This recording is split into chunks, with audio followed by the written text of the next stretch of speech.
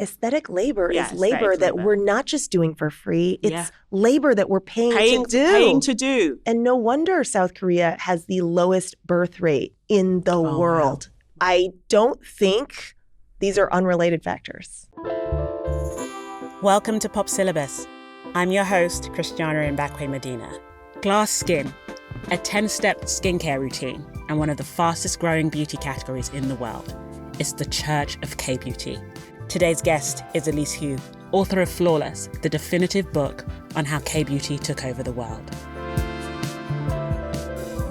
Welcome to the show.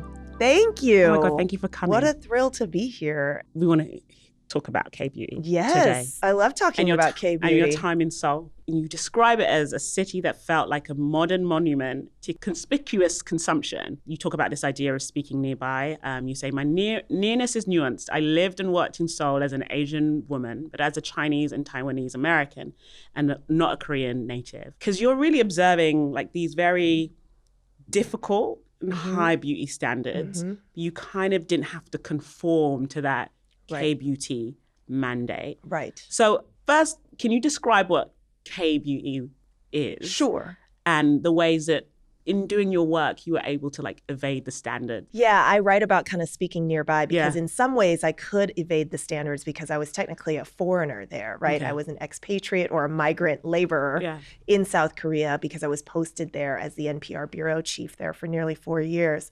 But then at the same time, I still present as an Asian woman, and Asian women are at the social bottom of the totem pole or near the bottom of the totem pole in lots of different societies in the world. And so I still had difficulties there, especially in a society that I found to be very gendered. You know, the position of men seemed to be assumed, the position of women seemed to need to be earned. And that was difficult for me. But K-beauty, I describe, especially for the purposes of the book, as Korean produced, Korean manufactured skincare, cosmetic tools, medical tools, you know, diagnostic tools or wands or lasers, and then also procedures, because there are so many procedures that are kind of popularized or even invented in South Korea. I think the procedures part is really interesting because like from a Western perspective, when you think of beauty, you don't necessarily think procedure as well. Like that's a different category, like the Botox and the filler, that stuff over there. And it's just like, okay, eyeliner and skincare is beauty, but K-beauty is quite encompassing, right? I think so, and especially because this is a country that's always relied on exports in order to be successful, in order to survive. Korea is sandwiched famously between China on one side and Japan on the other. So these giant economies. And Korea is relatively small. Its population is about 50 million. The size of it could fit in the space between San Francisco and Los Angeles. Wow, I didn't know that. And yet it's one of the top 10 economies in the world, largely because it is so successful in exports. When I moved there, the big exports, of course, were like smartphones and TVs and cars, Hyundai and Kia. And by the time I left, cosmetics and skincare ended up being among Korea's largest exports. And it's now surpassed, I believe, France to be the second largest exporter of cosmetics in the world. Which is remarkable considering the specifically European history of like the beauty conglomerate. Of course. And being aspirational. It was just like, where do you want to get your skincare from? It's like Europe, right? Right. And so in a relatively short amount of time, Korean beauty itself has just exploded. Right. Yeah. And I don't separate the growth of Korean beauty from the growth of K-everything. Yeah. So we're talking about Korean film, Korean dramas. Yes, they love the K-drama. Oppa! Right. K-pop. K-pop, the explosion of K-pop that really began at the beginning of the 2010s, especially in the US. K-pop was already big regionally, to be fair. So it was huge in Southeast Asia and Greater China and Japan. And in lots of parts of Latin America and Europe. But it really crossed over to the US after Psy in 2011 with Gangnam Style. Yeah. And it's interesting because Gangnam and what he's singing about in that iconic song is actually kind of some of the K-beauty culture. It's it's the equivalent of like Rodeo Drive kind of, right? Like the improvement culture and all the wealth and this conspicuous consumption that I wrote about and that you asked about. And so it's so funny that everything kind of comes back around and capitalism has a way of sort of absorbing its own critiques. I want to get to the capitalism part of it because, you know, a lot of Americans, I'd say like Gen Z and younger millennials, they came to K-beauty through TikTok, right? Yeah. This isn't about TikTok and beauty influencers. This is kind of a project that you say that the Korean president, I think it's Kim Dae-jung, if I'm saying it correctly, was focusing on globalizing Korean culture, and they had this culture agency. Can you speak a bit more about that? Yeah, it's also interesting. So there was an Asian financial crisis at the end of the last century, so 1997, 1998, and Korea owed the IMF billions of dollars and needed to pay that back. But due to various constraints on which kinds of industries it could grow, so it couldn't grow a ton of defense industries because of a deal with the United States where, you know, the United States military provides some amount of protection for Korea. It decided to really diversify its economy. So manufacturing and shipping was already big, but Kim Dae-jung decided to focus on cultural industries because there was some government research paper that came out that said that if Korea could produce a film that had the cultural weight on the scale of Jurassic Park, then it would amount to, in terms of like money or revenues that go back to the country, the production of 1 million Korean-made cars. So they were like, wow, if we just make one movie. Like make a big movie or develop a studio system and develop film festivals that people want to go to and have industry and government sort of support the exporting of culture. If Korea can become cool, then coolness will continue to redound to the country kind of on and on and on. And that kind of works. It's top down, but it doesn't really without some sort of platform to come about to really deliver a lot of K-culture. So the Korean wave after the 90s, it grew, but it sort of was cresting and was falling. But then in 2006, YouTube came on the scene. And because suddenly there was YouTube and a way to transmit a lot of music videos and K-dramas. That cultural transmission. Exactly. So it was kind of this meeting of the moment with the medium and the technology that then allowed K-culture, you know, K-film, K-drama, K-pop to really thrive. And to go back to my original point, you don't have K-beauty without the transmission of beautiful Koreans, cool Koreans, you know, the swag. BTS. I mean, before that, it was like Girls' Generation and HOT and all these groups. And so there was a lot of research and data involved in what made various videos or various groups successful. And there's this fabled journal or Bible of cultural technology that I've never seen a copy of, that often gets talked about, that Isuman, who was the famous head of SM Entertainment, which is one of the big agencies that churns out all of these groups, and he then wound up owning HYBE, which is the group behind BTS, to bring it back to BTS. Who recently merged with Scooter Braun's company, right? So it all comes back together. Right, and then we're talking here in LA, Endeavor Content or Endeavor, which was part of WME, I think, William Morris Endeavor. That got bought by a Korean conglomerate as well. And now it's known as Fifth Season. And so there's like Korean power structures that have reached far into entertainment and media all over the globe, especially here in LA. And that goes to show like how successful this gambit was to sort of put out cultural technology, as they call it. I want to be clear, it's like using culture as a commodity was like their intention, right? This isn't something just happened, because I think that sometimes, often with things that come from maybe the East or the global South, it's often maybe, especially in like the social media age, some kids somewhere are like, I'm really into Amapiano or Afrobeats. I got into this thing. Whereas with K-beauty, K-dramas, it was like the Korean government is like, we need more soft power. We need to make money. We've saturated ourselves domestically. We're going to sell to the West. Yeah, I often compare this to that scene in Mean Girls. Have you seen Mean Girls? Of course I've seen Mean Girls. Okay, so do you remember when they were trying to like kind of prank Regina George. She had a tank top and they cut 2 holes in her tank top. And then she goes into the locker room and discovers that she's been pranked. And now she has a tank top with 2 holes in it. Yeah. And she's like, okay, whatever. And then she walks out into the hallway with this tank top with the 2 holes in it. The next day they smash cut. Everybody in the hallway is wearing tops with holes cut out of it. Yeah. And this prank like really falls flat precisely because she's cool. And like what she does, other people want to follow. And that's exactly what Korea did or engineered on the geopolitical scale. You write here that many Koreans today believe beauty work, the work you do on your outer shell, is the same as self-improvement. Consuming makeup and skincare, as well as availing yourself of cosmetic services and procedures, is understood as a matter of self-respect, personal management, and respect for community, which I find so fascinating. I'm interested in the fact that the cultural export that they chose, K-beauty, is something that is like deeply embedded in the fabric of the nation. Like people care about how they look. Yeah. What is that about? Because I don't want to say it from like an exotic perspective, because I think people care about how they look everywhere. But the enforcement in Korea is really interesting. Yeah. Part of it has to do with, I mean, there's lots of different explanations, but part of it has to do with how quickly this country went from a UN aid receiving country to a UN aid granting country.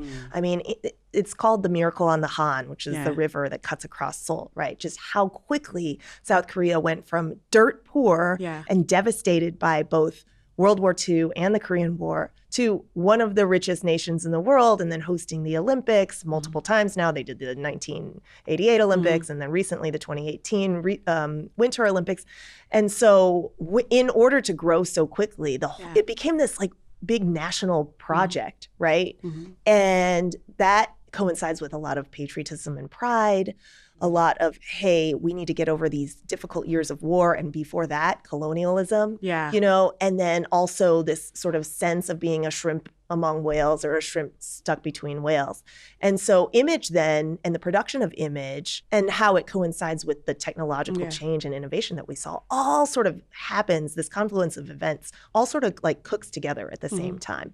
But I should point out that image isn't just important externally on bodies, it's also important in terms of like families. Yeah. And I remember one of my first stories in South Korea was to go as a fake wedding guest because they have those rental agencies where you can hire actors to play actual roles in your life. Because let's say you don't have enough wedding guests or enough friends for your wedding, which is this case here, showing face and like being able to not be embarrassed by not having enough friends to your new groom was important. And so this woman hired like 20 or 30 fake friends to go to her wedding. And there are folks who did that with fiancés or, you know, other relatives that they needed to kind of give the image of having. What's interesting to me about that is then the individual is trying to rectify what is a collective failure.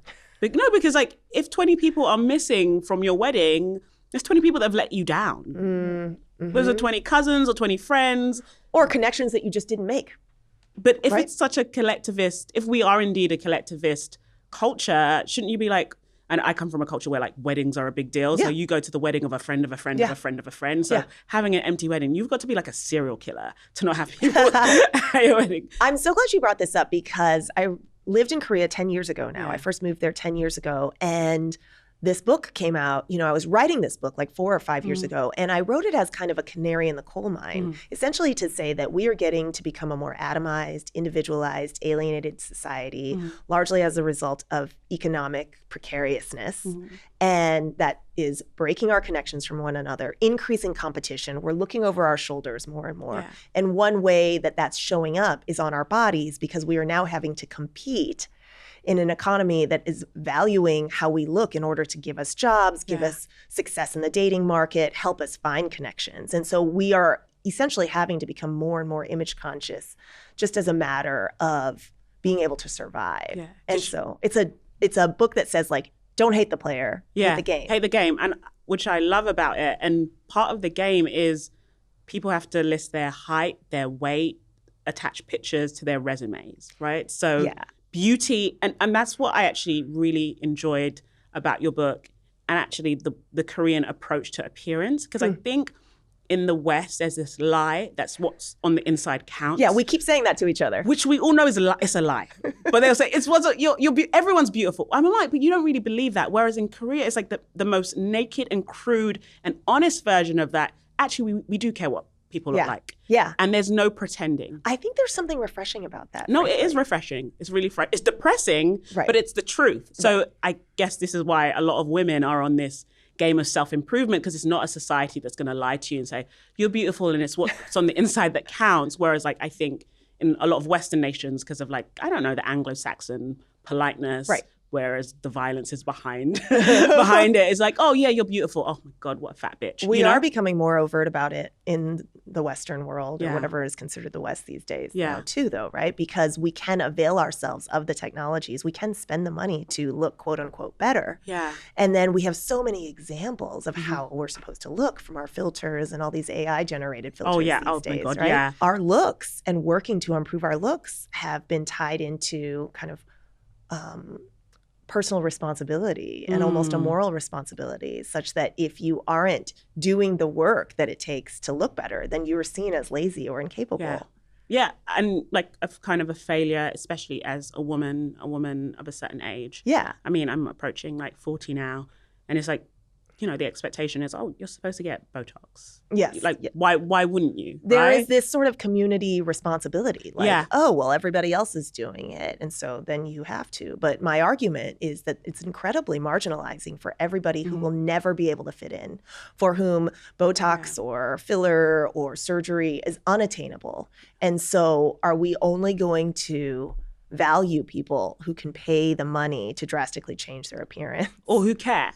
Who care enough to be seen as attractive. Right. So let's take a step back, because part of what helped create K-beauty, I think, as a cultural export, I'd say the product that sparked it all, I'd say the BB cream. Yes, that you kind of talk BB about in your cream. book. And you talk about how the BB cream is kind of like an innovation on a pre-existing product, which is actually a signature of K-beauty. It's additive, it's innovative. It takes something that already exists, it explodes it, it makes it better, Totally. It makes it more convenient. And you said that K-beauty draws on what seems natural about the olden days, while also maximizing on the newness of tech-fueled invention. And you call it this the kind of self-aware, self-orientalization. Yes. Right? Like, Koreans are aware of how white people see them. Right. They're like, you guys think we're really earthy and you think we're really techy. We're going to merge these two things together and we're going to sell you stuff. The marketing is so funny, It's right? so genius, it's both like, right? we market ourselves as very old and ancient, and we have all of the ancient secrets of the earth because we've been around for thousands and thousands of years. But also, we are super scientific and innovative and have all of the cool robots and diagnostics. So it's both super old, or the marketing plays on being super old and super new at the same time. And depending on which brand or which stores you're going into, they're choosing one end of it or the other. So there's some Korean beauty brands that are all about like, hey, we use this mugwort root, you know, from wherever. It's like wellness adjacent, basically. Exactly. And the lotus flower and these ingredients from whatever animal it was that was used for it. And then there's others, so you'll go into the stores and they look like the inside of an AirPod case. It's like they scan your face and like the red light. It's like super high tech. Exactly. So it seems to be one or the other, but Korean beauty is able to play on both. My point is that it can play on both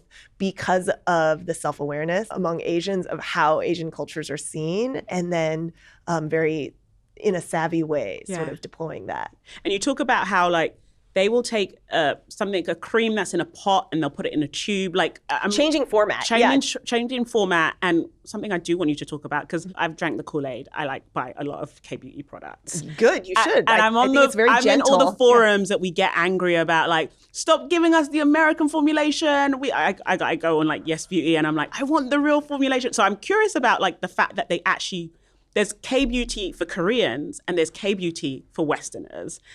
And there's different formulations, but there is this fact that like technologically, this stuff is very innovative and it's cutting edge. Yes, I call South Korea the most sophisticated aesthetic market in the world. Incredible. It's highly competitive. There are way more brands than there need to be for the population. But because the domestic audience, the domestic consumer base is so knowledgeable and really researches formulations and what's in the product and ingredients. Spends a lot as well. And willing to spend a big chunk of their disposable income on these products. They just get better and better for the domestic crowd. But then once they started exporting about 20 years ago and in full force 10 years ago, the rest of the world got hip to it and also gets into it. And that has actually led U.S., French conglomerates, other multinational conglomerates to buy and take over K-beauty brands. So like Unilever bought AHC famously, but also copy them. Yeah, and also like some of the K-beauty products aren't actually made in Korea. Am I correct? Yes. So these days, I think Korea still wants a lot of K-beauty products to be made in Korea. And Jobs. That made in Korea, right. And that made in Korea label matters. Yeah. But more and more, because it's big tent, like the idea of K-beauty is not just specifically products. It's also sort of the attitude, right? The sort of skin first, having glass skin and having just a really beautiful canvas so that you can do this no makeup look without having to put on too much makeup itself. Like a lot of that is linked to K-beauty in the way that we think about K-beauty, the 10-step skincare routine. Charlotte Cho. Yeah. Charlotte Cho of Soko Glam. And then a lot of other Korean Americans too have been involved. Peach and Lily is another big one. So this was all happening by these great entrepreneurs, like driven by these entrepreneurs who saw like, hey, my Korean aunties and grandmas over all these generations have really cared about nurturing their skin, staying out of the sun. Oh yeah, sun protection Sun protection being first. A lot of that is conflated with K-beauty, even if the products themselves aren't made in Korea. There are some specific products, like bestsellers, that are Korean invented. Like we talked about BB cream. BB cream technically was an invention of a German scientist as a post-surgical cream, which mixes like moisturizing and also sun protection and some cover-up as well. But Korea's innovation on that was the BB cushion, which was the delivery method. We talked about various platforms, the sponge-like cushion that delivers the BB cream so that you could carry it. It doesn't get foundation all over your hands.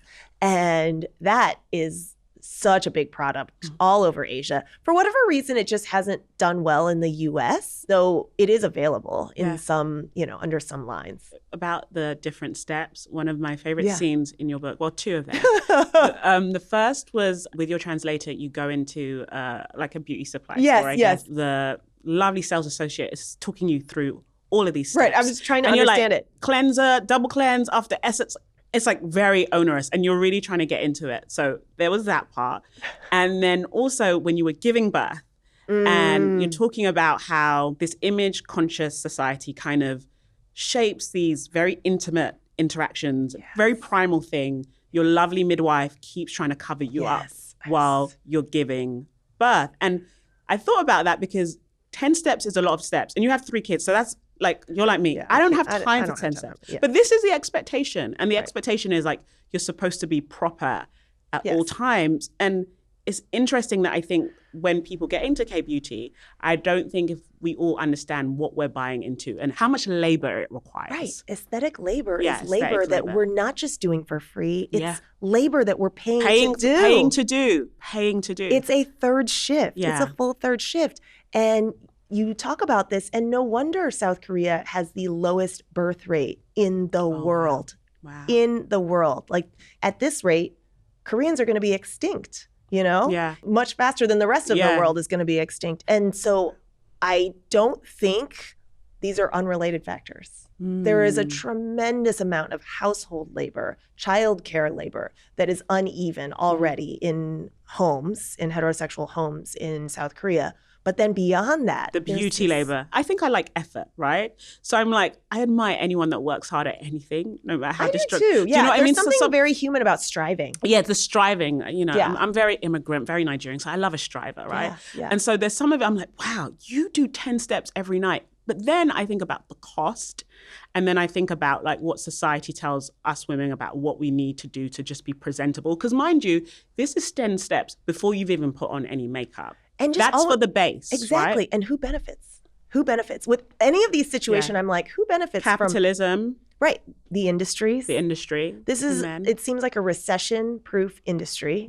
I also think like, while we are doing all of this beauty labor, who gets to not do all of this beauty labor? And what do they get to do with that time? Just sleep, just exist. Right. But another thing that, and maybe this is why I buy a lot of K-beauty products, but it's always given me pause. And you do clarify this in your book, lighter skin being highly aspirational, whitening and brightening. Yes. And brightening, even when we talk about glow, to me, that's a euphemism. Yeah. Do you know what I mean? Because sometimes you look at the K-idols and you look at the K-dramas and it's incredibly porcelain white skin. Right. Most Koreans aren't that complexion, right? Very rosy cheeks and skin my color isn't considered beautiful, right? This is what you want to avoid. Right. I mean, every time I was getting my makeup done in South Korea, they're like, ooh, Elise, you might have gotten tan. Yeah. You know, and then my freckles were a big problem. My freckles were consistently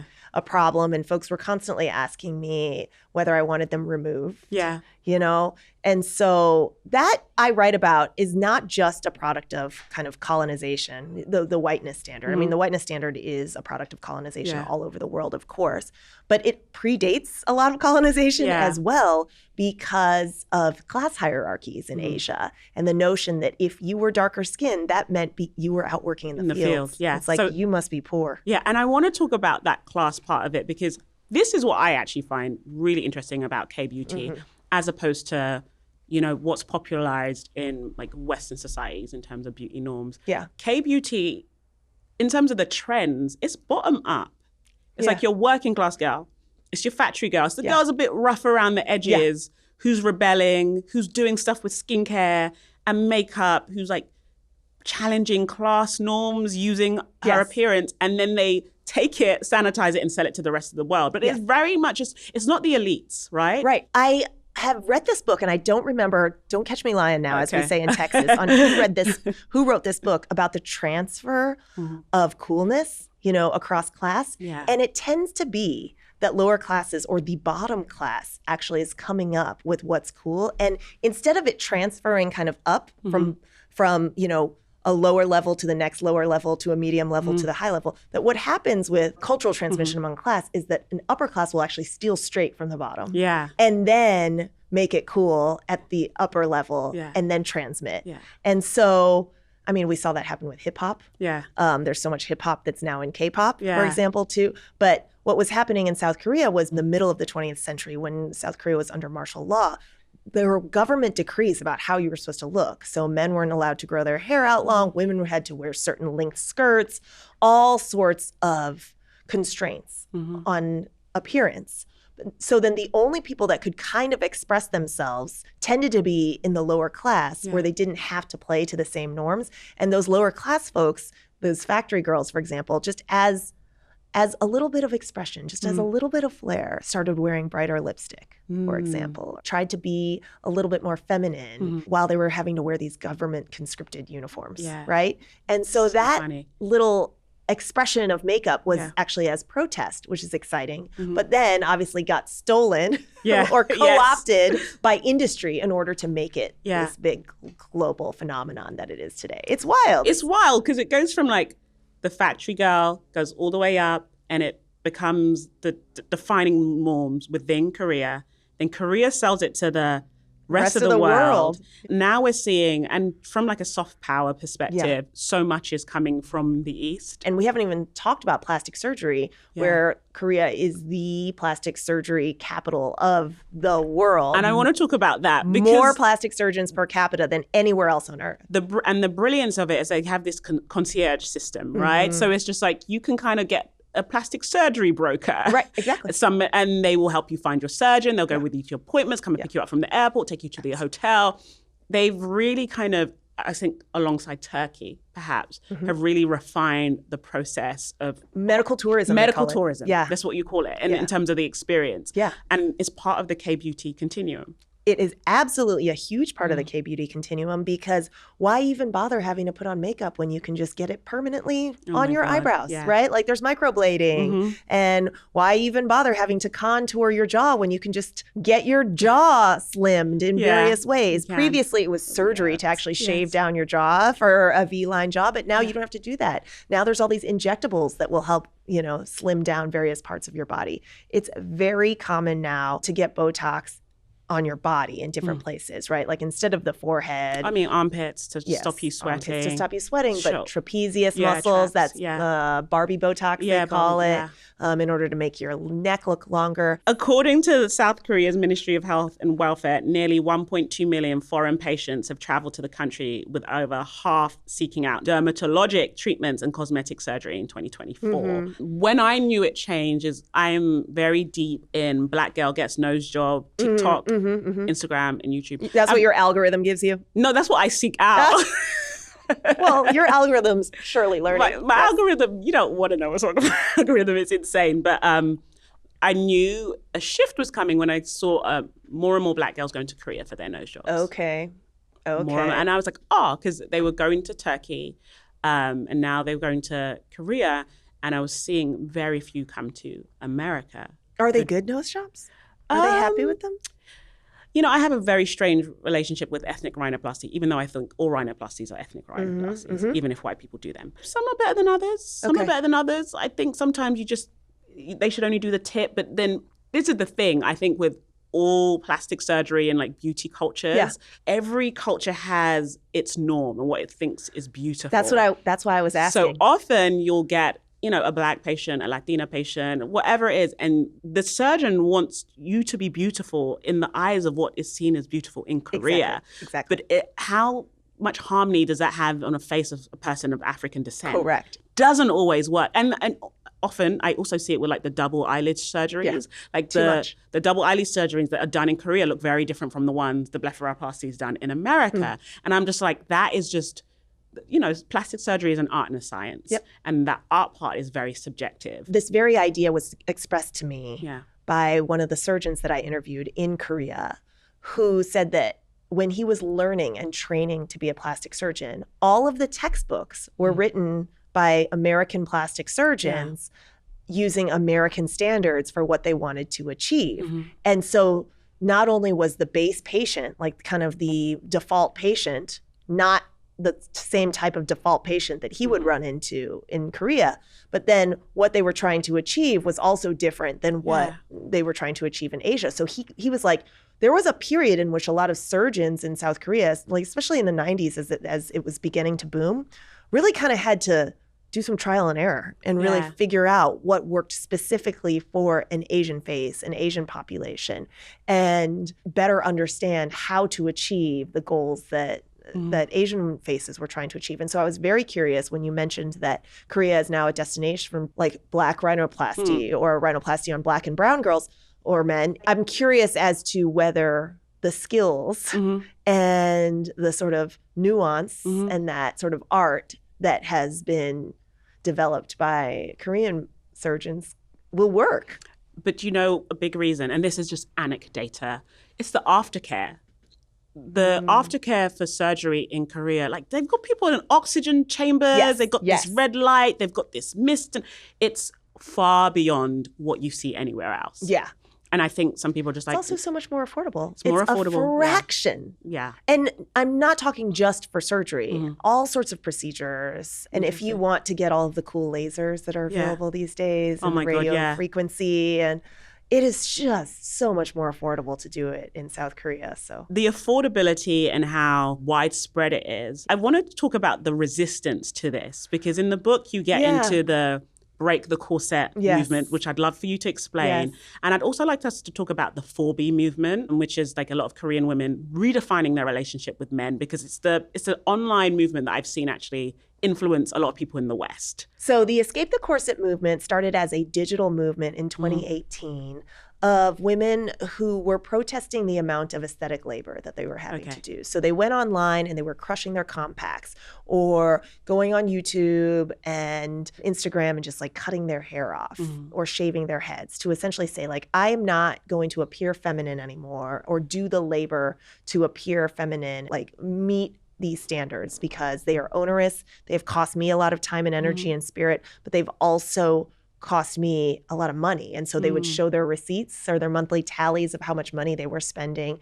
And there's no clear number on how many women participated, but it certainly was a movement that was moving across the population. And you could see it on the streets. You could see it on college campuses, especially like all women campuses like Ewha University. Escape the Corset was largely digital, but it was coinciding with the largest women's rights rallies in South Korean history. And that was following Me Too. So, you know, Me Too kind of broke at the end of 2017 and fall of 2017. And Me Too reached Korea by 2018 with these huge women's rights rallies against sexual harassment, sexual assault, just a culture that was seen as a rape culture in the sense that it condones all sorts of boorish behavior, if not outright illegal behavior by men and men in power. And so there were women's rights rallies and this digital rally, Escape the Corset, and it was a real consciousness raising for a lot of young women in South Korea. And when we say young, like what kind of age? I would say like end of high school, beginning of college, some girls that were kind of entering the workforce. So I would say like early 20s. That consciousness raising was the early 4B movement.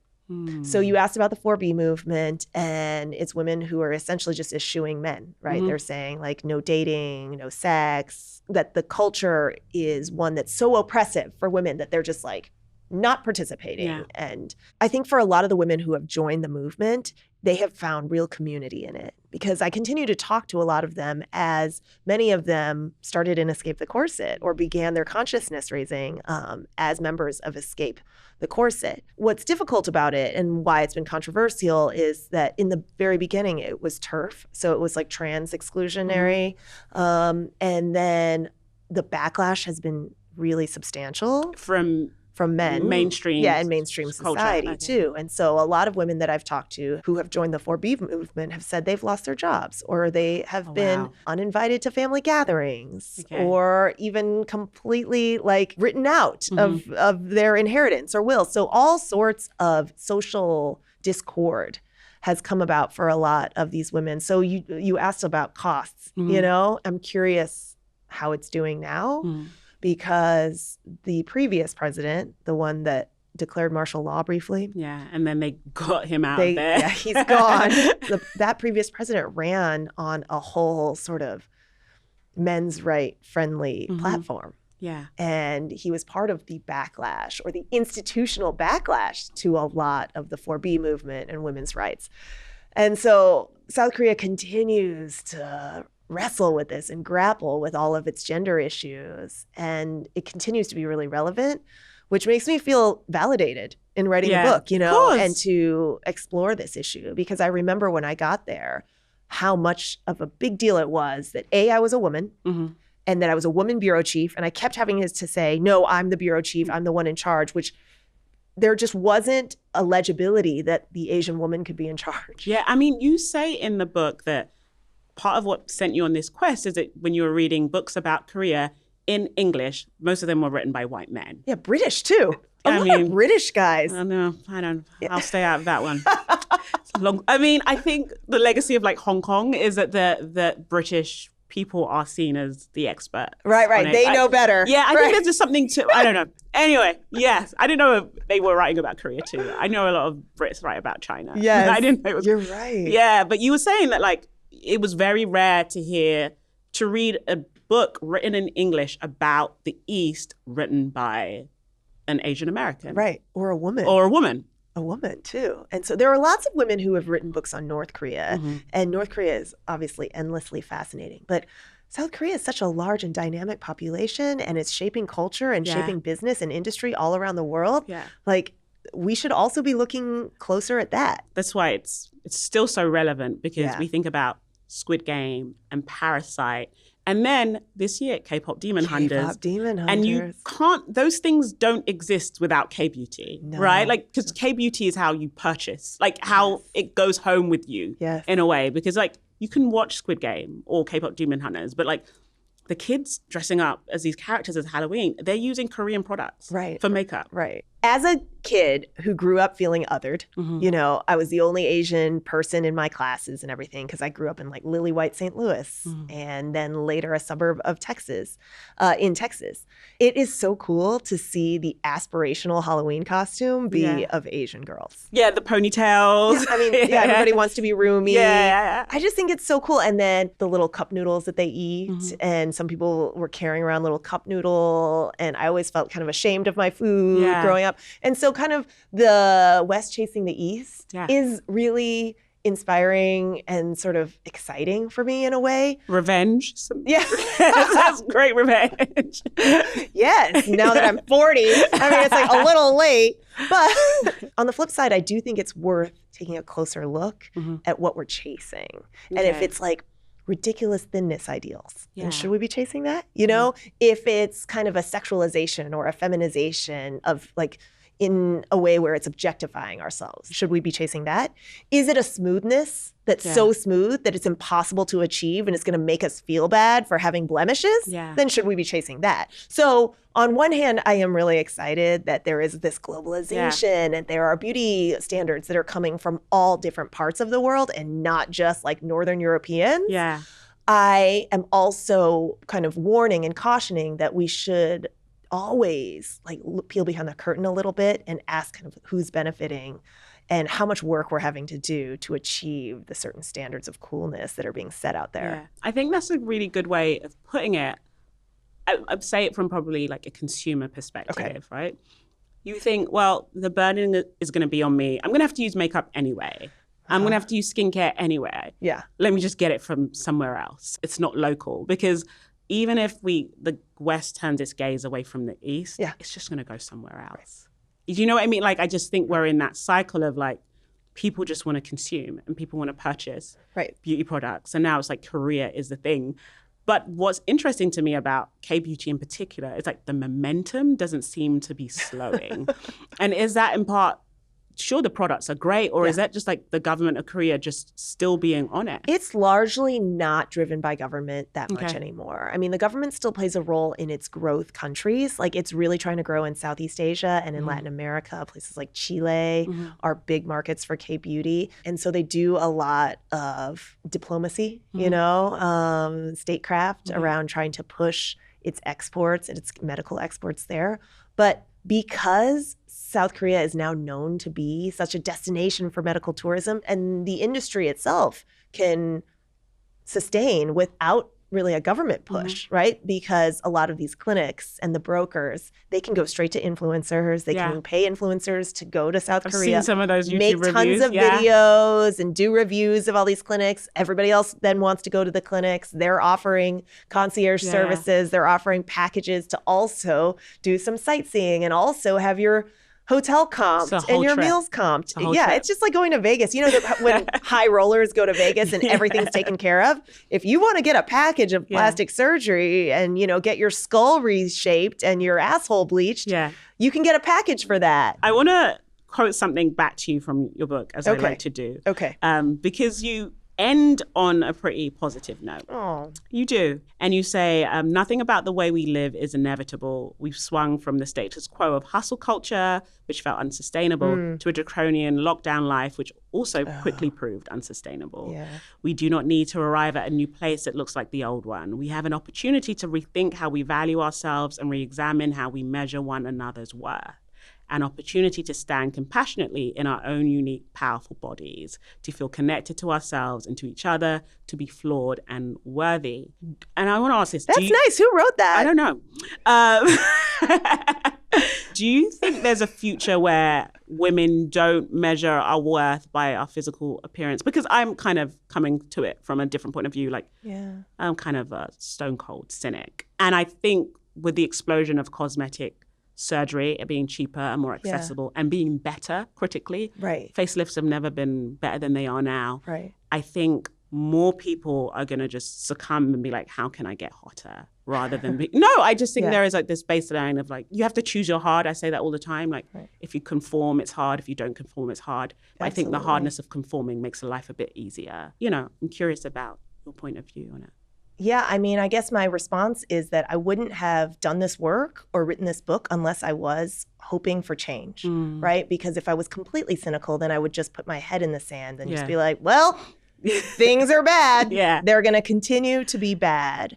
But, you know, I raise girls myself. I have 3 daughters. I see this next generation coming up. I don't want them to face the same gendered constraints that we all have faced, or our mothers or our grandmothers before. And this battle, or this kind of struggle for bodily autonomy, for bodily neutrality, to not be judged by our appearance, could be won eventually, but maybe not in my lifetime. But we should at least do our part to try and chart out a vision for a better world, a vision for one in which we are kind of freer of all of these constraints. I have talked a lot about how, yeah, sure, it would be easier to be thinner and conventionally beautiful. That's true. But just as the response to rampant homophobia isn't to make everyone straight, the response to racism isn't to make everyone white, even though it might be easier, the response to rampant lookism, as I call it, and fat phobia shouldn't be to make everyone interchangeably skinny and pretty. It should be the opposite. It should be to celebrate our differences and to remember that it's our differences that made humanity sort of improve. And that's kind of part and parcel of the human condition. And so maybe not in our lifetimes. Like maybe things won't get better in our lifetimes, but we should continue to try and chart the course for a better future. And I'm curious, like, what does that look like practically, right? Because, you know, there's going to be a lot of women and girls listening to this who are like, okay, I'm a consumer of K-beauty or whatever the products are. I'm feeling this pressure. I feel like I have to buy. I don't want to buy. Like, what's the practical thing that you can do, especially when we're just so inundated? I think, like, I can't scroll on Instagram without being sold something or recommended something. Like, what does it look like? One thing is just being able to look in the mirror without hating your body. I think about how much time I've wasted in my own life, just maybe not even showing up, or not like raising my hand in class, or whatever it is, because I was worried about my looks. Or how much time I've spent in my life like aggressively dieting, or whatever it is, like messing with my hair or my skin one way or the other. And one thing that I would love to see is for girls and women and men, everybody, to be able to... the men. Exactly. There's enough podcasts about men. You're right. Ain't that the truth? Get them. Solidarity. Yeah, solidarity to them. But yeah, just to be able to look in the mirror and be like, this is my body, and it's one part of me and not the sum total of who I am. And there's so much that I can put out into the world, and so much that my body can do and feel. And I don't have to spend a bunch of time, energy, and money trying to change it. Like, one thing that I really worry about in this tech optimization world that we're in is what we've seen in Korea, which is this idea that like, oh, because you can optimize it, we should change it. Like, because we have cheaper and more democratized tools or injectables or fillers or whatever, we should all avail ourselves of it. Because the beauty industry has always sort of fed on this idea of like, hey, you have this problem, let's try to fix it. So I would like a world in which we can evolve as our bodies are going to evolve. We can age as our bodies are going to age, and that we celebrate that we are dynamic and change is constant, and that sometimes I'm going to be bigger, and sometimes I'm going to be thinner, and sometimes I'm going to be tanner, and sometimes I'm going to be lighter, and sometimes I'll have frizzy hair, and sometimes I won't. That change is constant, and that we can accept that in ourselves and sort of give everybody else a pass too. I love that. Before you go, this year, 2026, we're going to see Olive Young, which is like Korea's version of Sephora. It's coming to here in Los Angeles. And if you know anything about LA has the biggest Korean population in the world outside of Korea. Right? So it makes complete sense for the store. I think they're going to open 2 stores, one in Pasadena, one in Century City. I'm so excited. You're very excited. And this is a big deal for people like yourself, myself. I'm curious about what you think that means about the future of K-beauty, because historically what's happened is that it's been through websites or US distribution systems. It's a very different thing when a piece of Korea lands on US However, I think that it's going to do well because of the way that Gen Z and Gen Alpha really prioritizes in-person experiences. So pop-up shops do really well. The Zohran Mamdani scavenger hunt and a lot of his in-person experiences during the campaign, those were so popular among a certain generation because it was like, oh, this is a physical place that we can go to do a thing with actual people in real life and have to interact. And so going to a store is now in some ways a novelty in terms of the way we shop. I completely trust that Korea and Korean marketers will do an excellent job making Olive Young a destination, having lots of events around it, and making the place feel as kind of a third space and not just a store. And is there a time when it's bigger than Sephora and Ulta? Do you see that happening? Olive Young, maybe not yet. Okay. But there are certainly way more Olive Youngs per capita in Korea than there are Sephoras. And so Sephora hasn't done as well in Korea as it wanted to, and largely because of Olive Young's market share. And so it's interesting to see it kind of creeping up on our shores. Things are about to heat up. I'm all about competition. I love it. So, Elise, where can we find you? I hang out on Instagram a lot at Elise, WHO, but my website is elisehu.com, ELISEHU.com, and you can connect with me there. Elise, thank you so much. Thank you for having me. This was a delight.